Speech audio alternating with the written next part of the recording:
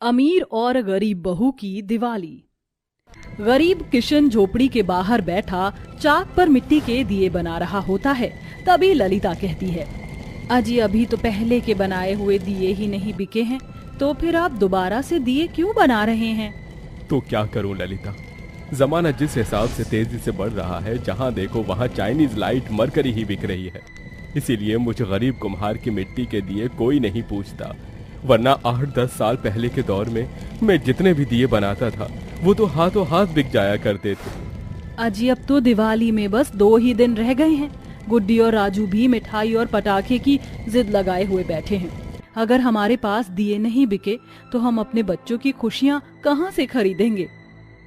इतने में 7 साल का सोनू और 8 साल की गुड्डी उनकी बातें सुन लेते हैं और गुड्डी अपने गरीब माँ बाप की आंखों में आंसू भरे हुए देख कर कहती है, माँ, पिताजी, आप दोनों रोइए मत, हमारे दिए जरूर बिकेंगे। माँ, आप बस ये दिए झोले में भर दो, मैं ये सारे के सारे मिट्टी के दिए लेकर पड़ोस वाली अमीर कौशल्या दादी माँ के घर जाऊंगी। वो बहुत अच्छी हैं, देखना वो हमारे सारे दिए खरीद लेंगी। गुड्डी और सोनू दिए लेकर बड़े से बंगले में आते हैं, जहां अंदर महंगे से सोफे पर कौशल्या बैठी होती है। नमस्ते कौशल्या दादी माँ। अरे बच्चों, तुम यहाँ? दादी माँ, हमारे मिट्टी के दिए आप खरीद लो ना। कोई भी हमारे मिट्टी के दिए नहीं खरीद रहा। पिताजी ने बहुत मेहनत लगाकर ये मिट्टी के दिए बनाए हैं। अगर आप हमारे ये दिए खरीद लोगी तो हम भी दिवाली मना पाएंगे। बेटा राजीव, थोड़े पैसे देना। जी माँ। राजीव अपनी जेब से 2000 रुपए निकाल कर अपनी माँ को देता है। ये लो बच्चों, ये सारे दिए मुझे दे दो, पर ये 2000 रुपए तुम्हारे दिवाली के लिए। इतने में कौशल्या की अमीर घमंडी बहू स्वाति वहां आकर उनसे वो पैसे छीन लेती है। मम्मी जी, पैसे क्या पेड़ पर उगते हैं जो आप इन गरीब भिखमंगों को इस 2 कौड़ी के मिट्टी के दिए के बदले 2000 देने जा रही थी? और तुम दोनों की हिम्मत कैसे हुई मेरे घर में घुसने की? मेरे महंगे फर्श पर मिट्टी मिट्टी करके पूरा बंगलो गंदा कर दिया। कल ही बाई से पूरे बंगले की सफाई कराई थी, और ये अपना फटा चिटा झोला मेरे इतने महंगे सोफे पर रखकर इसे भी गंदा कर दिया। गुस्से में स्वाति मिट्टी के दिए से भरा झोला दूर फेंक देती है, जिससे सारे के सारे दिए टूट जाते हैं। दोनों बच्चे बहुत रोते हैं। आंटी ने हमारे सारे दिए तोड़ दिए, अब हमारे टूटे हुए दिए कौन खरीदेगा? दीदी, क्या अब हम दिवाली नहीं मना पाएंगे? स्वाति आंटी, आप बहुत बुरी हो, बहुत बुरी हो। 2 कौड़ी का बिगड़ैल बच्चा, तेरी इतनी हिम्मत, मुझसे जुबान लड़ाता है? ऐसा कहते हुए स्वाति खींच कर सोनू को थप्पड़ मार देती है। चल सोनू, यहाँ से चल। उनके जाते ही कौशल्या कहती है, स्वाति बहू, ये तुमने बिल्कुल भी ठीक नहीं किया। तुमने सिर्फ वो दिए नहीं तोड़े, बल्कि उन गरीब बच्चों की खुशियाँ, उनकी उम्मीदें भी तोड़ी हैं। हाँ स्वाति, आखिर दिवाली तो सभी के लिए होती है ना, चाहे वो गरीब हो या फिर अमीर। ओ प्लीज राजीव, मुझे ना उन गरीबों के चलते अपने घर में कलेश नहीं चाहिए। रोहन, परी, आ जाओ बच्चों। अम्मा, मैं ना दिवाली के लिए अनार बम, फुलझड़ी और ढेर सारे पटाखे भी लूंगी। और मुझे चाहिए दिवाली के लिए पटाखे वाली पिस्टल गन। हाँ हाँ, मम्मी डैडी तुम्हें दिवाली के लिए पटाखे, मिठाइयाँ और न्यू ड्रेस भी दिलाएंगे। जहाँ एक तरफ अमीर बहू दिवाली के लिए अपने बच्चों को ढेर सारी पटाखे, मिठाइयाँ, कपड़े दिलाती है, वहीं बेचारी गरीब बहू ललिता के घर खाने के भी लाले पड़े होते हैं। देखते ही देखते दिवाली का दिन भी आ जाता है, जहां अमीर बहू का बंगला दिवाली के लिए महंगी महंगी लाइट और मरकरी से सजा होता है, वहीं ललिता की झोपड़ी सूनी होती है। माँ, हम दिवाली के लिए अपना घर नहीं सजाएंगे? देखो ना, सभी के घर कितने सुंदर लग रहे हैं। अपनी गरीब माँ को माफ कर दो मेरे बच्चों, मगर इस वक्त हमारे पास 1 रुपया भी नहीं। घनघोर गरीबी के चलते दिवाली के बड़े त्योहार के दिन भी उस गरीब बहू का पूरा परिवार भूखा होता है। माँ, मुझे भूख लगी है, आज दिवाली है, तुम हमारे लिए पूरी पकवान नहीं बनाओगी? कोई बात नहीं, मैं नमक रोटी भी खा लूंगा, वही दे दो। हे लक्ष्मी मैया, आज तो आपका दिन है, फिर भी दिवाली के दिन भी मेरे बच्चे दाने दाने को तरस रहे हैं और आप मूर्त बनकर देख रही हैं। अमीर लोग तो हम गरीबों को दुत्कारते ही हैं, मगर आप भी। भगवान को दोष न दे ललिता, शायद वो भी हमारी परीक्षा ले रहा है। आखिर उस गरीब बहू का परिवार नमक पानी पी कर सो जाते हैं। इसी तरह से एक अमीर और गरीब बहू की दिवाली बीतती है। किशन दिए बनाने का काम छोड़कर मजदूरी करने लगता है। जैसे तैसे वह गरीब बहू रूखा सूखा खिलाकर अपने परिवार की गृहस्थी की गाड़ी खींच रही थी और इसी तरह से एक बार फिर दिवाली आ जाती है। देखो माँ, दिवाली आ गई। इस बार तो तुम मुझे और गुड्डी दीदी को पटाखे और मिठाइयाँ दिलाओगे ना? हमारे भी घर में पकवान बनेंगे ना?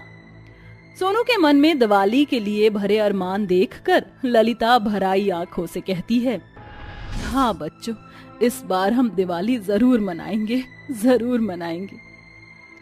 राजीव बेटा, इस बार दिवाली पर मैं अयोध्या धाम के दर्शन करना चाहती हूँ। ठीक है माँ, मैं आपको दिवाली में अयोध्या ले चलूंगा। स्वाति, इस बार की दिवाली तुम्हें बच्चों के साथ मनानी होगी। ठीक है राजीव, मगर मम्मी जी, अयोध्या में ऐसा भी क्या रखा है? इतनी तो भीड़ होती है। गरीबों का तो समझ में आता है कि वो वहाँ दौलत शोहरत मांगने जाते हैं, मगर आपको किस चीज की कमी है? हम तो इतने अमीर हैं। तू नहीं समझेगी बहू, दौलत शोहरत हर सुख नहीं देती है। स्वाति हर साल की दिवाली की तरह ढेर सारी खरीदारी करती है। वहीं अभी गरीब ललिता के घर के हालात ठीक वैसे ही थे। अजी आ गए आप? थोड़े से पैसे दे दीजिए, आज धनतेरस है। दिवाली पूजा के लिए लक्ष्मी गणेश की मूर्ति, मिठाई लाना है। ये लो, बड़ी मुश्किल से 200 रुपए कमा पाया हूँ। पिताजी 10 रुपए हमें भी दे दो, हमें भी दुकान से फुलझड़ी की डिब्बियाँ लानी है। गुड्डी, फुलझड़ी मैं दिला दूंगी बेटी। 200 रुपए लिए ललिता बाजार जाती है, जहाँ सोनू कहता है, माँ देखो ना कितना सुंदर जामा है, मेरे सारे कपड़े फट गए, मुझे दिवाली के लिए ये दिला दो ना। इतने पैसे नहीं है सोनू बेटा। जैसे तैसे पूजा का थोड़ा बहुत सामान खरीदने के बाद बचे हुए 10-20 रुपए से ललिता एक एक छोटी पटाखे की डिबिया अपने दोनों बच्चों को दिलाकर घर लाती है। बड़ी खुशी के साथ गुड्डी और सोनू छोटी दिवाली के दिन पटाखे जलाने की कोशिश करते हैं, तो वह सिले हुए खराब निकलते हैं। सोनू गरीबी से चिढ़कर रोने लगता है। मैंने कहा था माँ से कि मुझे सस्ते पटाखे मत दिलाओ, देखो ये एकदम खराब और मुझसे बम है, जल्दी ही नहीं। तभी रोहन और परी नए कपड़े पहने उन दोनों गरीब बच्चों को दिखा दिखा कर चरखी पटाखा जलाकर उछलते हुए नाचते हैं। ये कितना मजा आ रहा है ना। हाँ परी, वो देख, वो गरीब भिखारी हमें कैसे देख रहे हैं। माँ मुझे काजू कतली खानी है। और ले मेरी प्यारी परी बेटी को मिठाई खानी है। मैं अभी अंदर से लेकर आती हूँ, बस उन गरीबों से दूर रहना, वो लोग गंदे हैं। ऐसे बोलकर स्वाति अंदर चली जाती है। तभी परी फिर से माचिस से पटाखे जलाने लगती है। तभी तीली पटाखों से भरे थैले में गिर जाती है और सारे पटाखे धू धू करके जलने लगते हैं। माँ बचाओ, माँ कोई तो हमें बचाओ। आग की लपटों को बढ़ता देखकर कोई भी उन बच्चों को बचाने की हिम्मत नहीं करता। तभी ललिता दौड़कर आती है और उन्हें बचाती है। रोहन, परी, कुछ नहीं होगा बच्चों, डरो मत। उन्हें बचाने में पटाखों के छींटे उड़कर ललिता के शरीर पर जगह जगह पड़ जाते हैं। इतने में राजीव और कौशल्या भी आ जाते हैं और स्वाति उसे बहुत सुनाती है। दो कौड़ी की गरीब कहीं की, तुम्हारी हिम्मत कैसे हुई मेरे बच्चों को हाथ लगाने की? मुझे पता है तू अपने बच्चों के लिए पटाखे चुराने आई थी ना। नहीं मालकिन, मैं तो बस। ज्यादा आंसू मत दिखा, तो जैसी गई गुजरी गरीबों को मैं अच्छे से समझती हूँ। बस करो स्वाति बहू, जानती भी हो अगर ये गरीब बीच में ना आती तो तुम्हारे बच्चे आज नहीं बचते। अपनी जान पर खेलकर इसने तुम्हारे बच्चों की जान बचाई है, तुम्हें तो इसका एहसान मानना चाहिए। ललिता आंखों में आंसू लिए वहाँ से चली जाती है। दिवाली के दिन स्वाति उसके घर मिठाई, पटाखे, कपड़े लेकर आती है। हैप्पी दिवाली ललिता, मुझे माफ कर दो। मुझे अमीरी का इतना घमंड हो गया था ना, न जाने मैं तुम्हें क्या क्या कह गई। मगर मैं चाहती हूँ कि तुम्हारा परिवार हमारे साथ दिवाली मनाए। ये सुनकर ललिता के बच्चे बहुत खुश हो जाते हैं।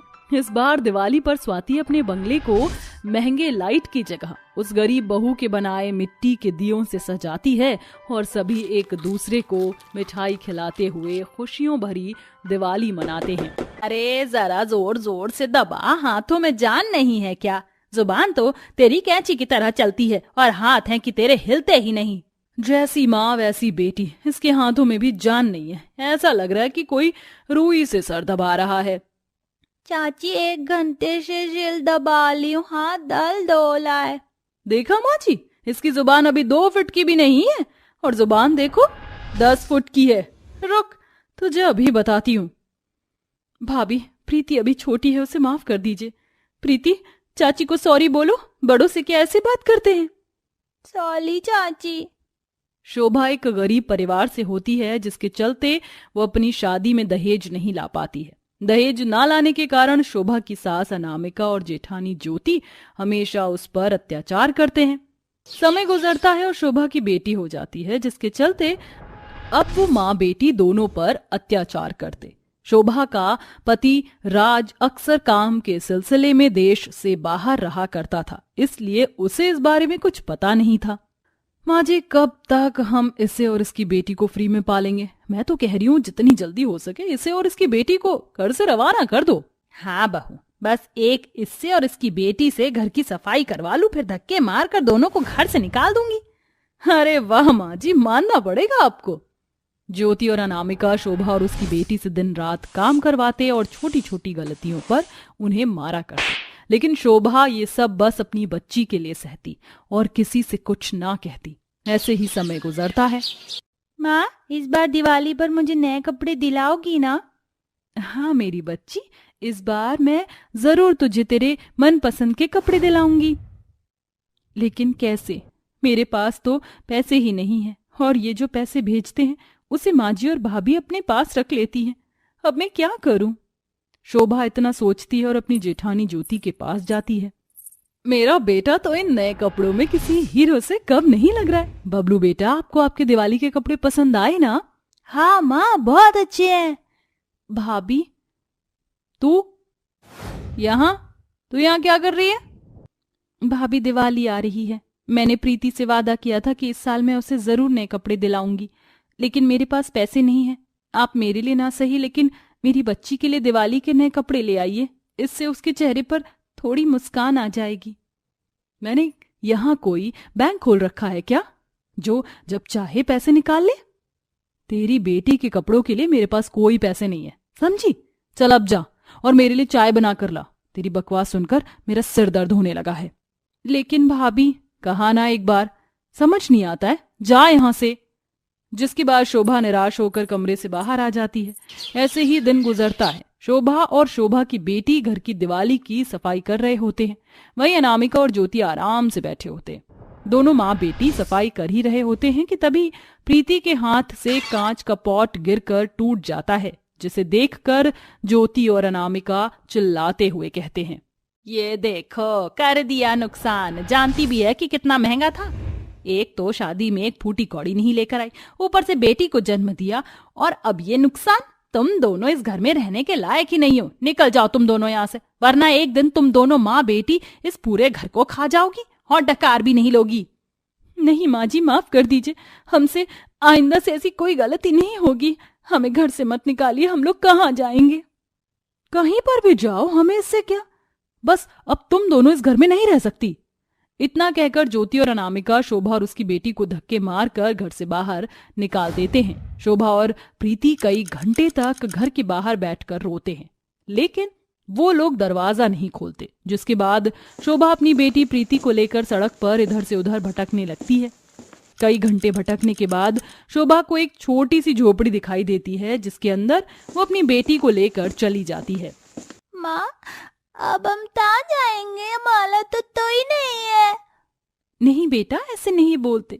पापा है ना, जब पापा वापस आएंगे तो देखना, वो हम दोनों को यहाँ से ले जाएंगे। जब तक मैं तुम्हारा ख्याल रखूंगी। तुम यहाँ बैठो, मैं बाहर जाकर कुछ काम ढूंढने की कोशिश करती हूँ।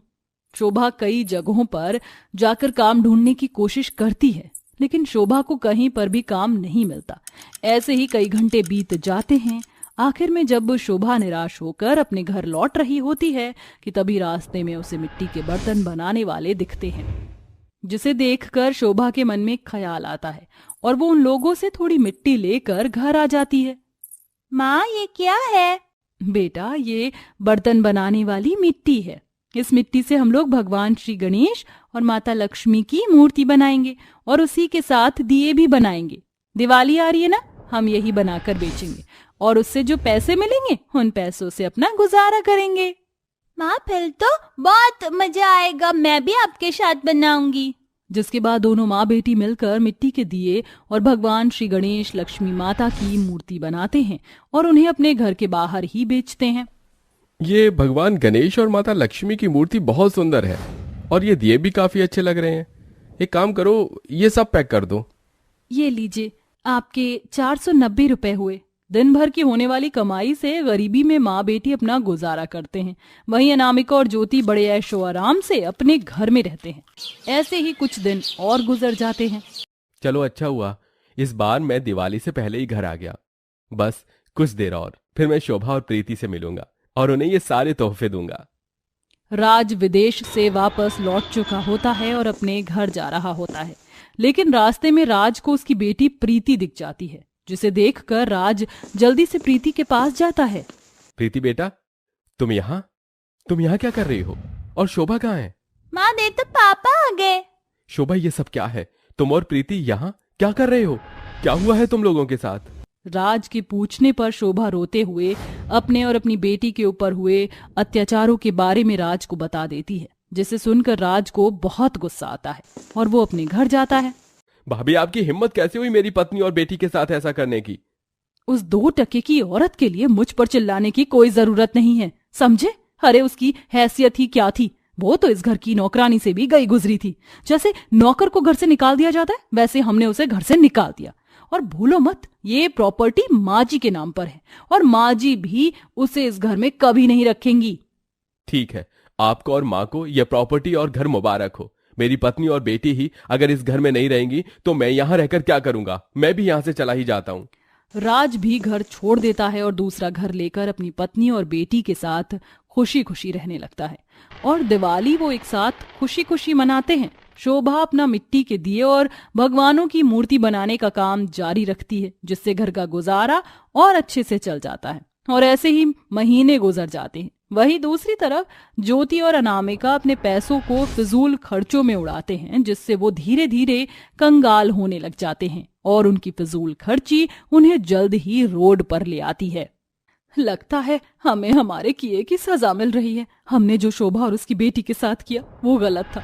भगवान हमें माफ कर देना, हमसे बहुत बड़ी गलती हो गई। ज्योति और अनामिका दोनों ही अपनी गलती पर शर्मिंदा होते हैं और भगवान से माफी मांगते हैं कि तभी अचानक ज्योति को शोभा की दिए की दुकान दिखती है, जिसे देख ज्योति और अनामिका भागते हुए शोभा के पास जाते हैं। माँ जी, भाभी, आप यहाँ? शोभा, हमें माफ कर दो, हमें हमारी गलती का एहसास हो चुका है। हमने जो तुम्हारे साथ किया उसकी सजा आज हमें मिल चुकी है। भाभी, माँ जी, आप दोनों को आपकी गलती का एहसास हो गया, इससे बड़ी बात मेरे लिए और क्या हो सकती है। चलिए आप लोग अंदर आइए। शोभा अपनी सास और जेठानी को घर में ले आती है और वो सभी साथ रहने लगते हैं। धीरे धीरे राज और शोभा की वजह से उनका बिजनेस बढ़ता है और अब वो पहले की तरह अपने महल जैसे घर में रहने लगते हैं। ज्योति और अनामिका भी पूरी तरह से सुधर जाते हैं, जिससे पूरा परिवार मिलजुल कर खुशी खुशी रहने लगता है।